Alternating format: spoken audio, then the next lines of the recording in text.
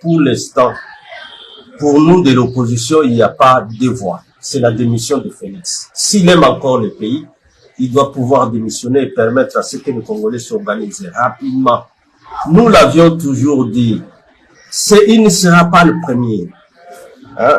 Il ne sera pas le premier. En France, on a connu le cas de René Coty lorsqu'il a trouvé que la crise s'installait et que tous les gouvernements qui mettaient en place, c'était des gouvernements éphémères qui n'avaient pas de solution à une crise et à la situation de la guerre de l'Algérie pour eux là-bas.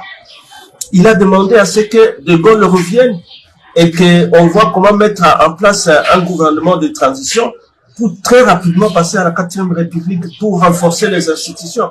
Aujourd'hui, ni le gouvernement, ni le Parlement, ni l'institution présidence n'offrent aucune possibilité, aucune voie en perspective pour dire que très rapidement nous pouvons reprendre Goma, très rapidement nous pouvons empêcher que ces gens prennent Bukavu. Aucune perspective.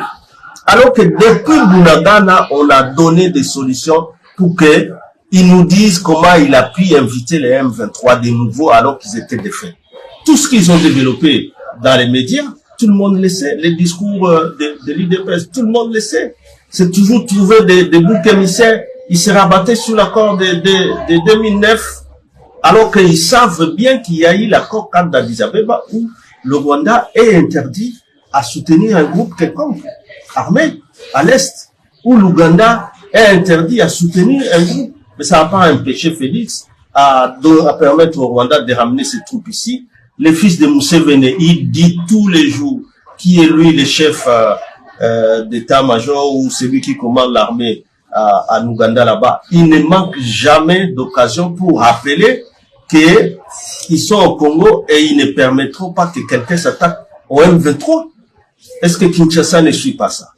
Et nous, Kinshasa veut nous imposer, veut imposer au peuple congolais de se retrouver devant un fait accompli où finalement les villes et les chefs-lieux de province vont tomber les uns après les autres et commencer à dire « moi je n'étais que victime, je n'étais que victime » alors qu'ils sont en train d'exécuter un plan où c'est finalement le Rwanda et l'Ouganda qui sont en train de balkaniser notre pays.